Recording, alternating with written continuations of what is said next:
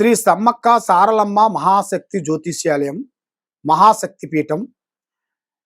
మేము ఎలాంటి సమస్యలైనా కానీ, ఎలాంటి ఇబ్బందులు ఉండవలసిన వాళ్ళు కానీ, ప్రేమ, పెళ్లి, సంతానం, ఉద్యోగం, కుటుంబ సమస్యలు, ఆర్థిక ఇబ్బందులు, కోర్టు సమస్యలు, ప్రేమ సమస్యలు, లవ్ ఫెయిలు, ఎలాంటి సమస్యలతో చాలామంది సతమతం అయిపోతుంటారు.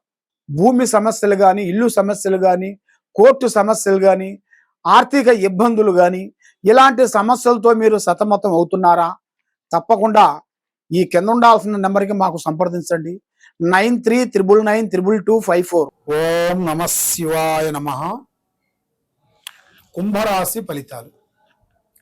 ఈ కుంభరాశిలో ఉండవలసిన వాళ్ళకి మే నెల 2026 ఈ కుంభరాశిలో అదృష్ట బలము, జీవిత బలము, యోగ బలము, లక్ష్మీ బలము, ధన బలము, మరి వీళ్ళకి స్థాన బలము. స్థాన బలం అనగా ఇల్లు. మరి వీళ్ళ జాతక యోగంలో ఎన్నో రోజుల నుంచి ఎదురు చూస్తున్న ఒక అవకాశం రాబోతుంది. మరి ఎన్నో రోజుల నుంచి వీళ్ళు పడ్డ కష్టానికి ఒక ప్రతిఫలం రాబోతుంది. కాబట్టి మరి కుంభరాశి వాళ్ళు ఏ కార్యక్రమం కానీ అవలేలగా దాన్ని అల్లుకొని పోతుంటారు. కానీ వీళ్ళు ఏం చేస్తారంటే ఒక్కొక్క టైంలో వీళ్ళు ఎక్కిన గుర్రానికి 3 కాళ్ళు అనుకుంటారు. నేను ఎక్కిన గుర్రానికి 3 కాళ్ళు అంటారు. అంటే వాళ్ళ మాటే నగ్గాలి, వాళ్ళ మాటే వేదం, అలాగే మాట్లాడుతుంటారు. కాబట్టి వాళ్ళు ఎక్కిన గుర్రానికి 3 కాళ్ళు కాదు 4 కాళ్ళు ఉంటాయి. కాబట్టి ఈ భూమండలంలో మనిషికి మంచి ఎంత ఉంటుందో చెడు అంతే ఉంటుంది.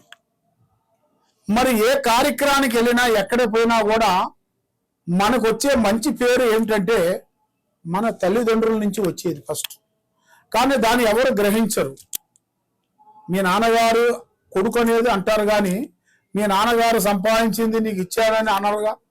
అదే విధంగా మరి పలాని వాళ్ళు అంటే మన ఆయన పేరు, వాళ్ళ తండ్రి పేరు ఉంటుంది కదా, ఆ గౌరవాన్ని అనేది ఇంతకుముందు మన తాతల ముత్తాతల నుంచి అదే విధంగా ఇప్పుడంతా వచ్చేవాళ్ళు.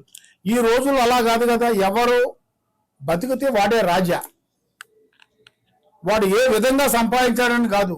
కాబట్టి మరి ప్రజా సేవ ఎక్కువ చేయాల్సిన కళ కనబడుతుంది వాళ్ళకి. అంటే ప్రజల సేవ, అందరికి హెల్పింగ్ బాగుంది.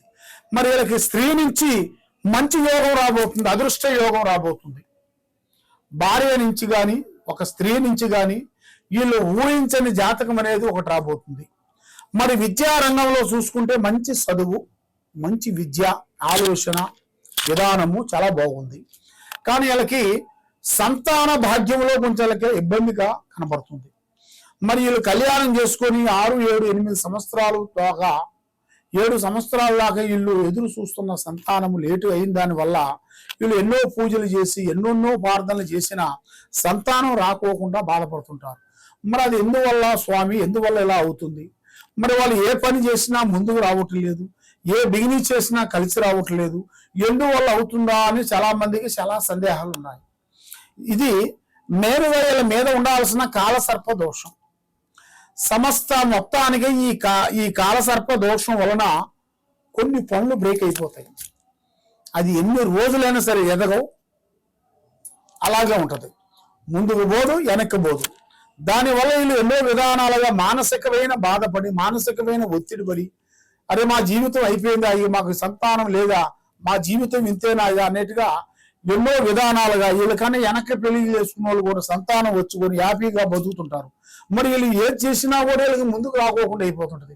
ఈ దోషం వల్ల వీళ్ళకి చాలా డిస్టర్బెంట్ అవుతుంటది. మరి ఆ దోషానికి శాంతం చేయించాలి. మరి వీళ్ళకి రాహుకేతువులు పూజా బలం చేయాలి. రాహుకేతువులు పూజా బలం చేసి వాళ్ళకి హోమాన్ని చేసినట్టుకైతే తప్పకుండా వాళ్ళకి సంతాన భాగ్య యోగం అనేది రాబోతుంది. మరి ఎన్నో రోజుల నుంచి ఎదురు చూస్తున్న కార్యక్రమాలు, వ్యవసాయంలో కానీ అభివృద్ధి రావాల్సింది కొంచెం బ్రేక్ కావటం, మరి వీళ్ళు చేయాల్సిన విధానంలో కూడా రియల్ ఎస్టేట్లో కానీ, మరి వీళ్ళు చేసే ఉద్యోగ విశేషాల్లో కూడా కొన్ని మార్పులు, కొంత ప్రదేశం కొంచెం మార్పు అనేది రాబోతుంది. మరి ఎన్నో రోజుల నుంచి చేసే కష్టానికి ఒక ప్రతిఫలం రావాలంటే మనకి కొన్ని కావాలంటే కొన్ని వదిలేయాలి. అన్ని కావాలంటే మనకు తగ్గవు. మనసుకి మంచి చెడు ఎలాగో మనం చేసే పనిలో కూడా మనం చేసే పని అది కరెక్టా కాదా అనేది తెలుసుకోవాలి. దాన్ని మనం తెలుసుకొని ముందడుగేస్తేనే గొప్ప అభివృద్ధి పొందుతాం. మనం చేసేది కరెక్ట్గా రూట్ లేనప్పుడు నువ్వు ఎన్ని రోజులు కష్టపడ్డా దానివల్ల నీకేం ప్రయోజనం ఉండదు. అదే విధంగా జరుగుతుంటది. కాబట్టి మీరు చేయాల్సిన శ్రీనివాసుని పూజించాలి.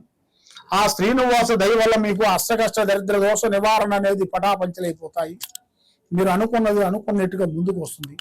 మరి మీరు ఎక్కడెక్కడో పోయి జ్యోతిష్యం చెప్పించుకొని నిరాశ చెంది బాధపడుతూ ఉన్నారా?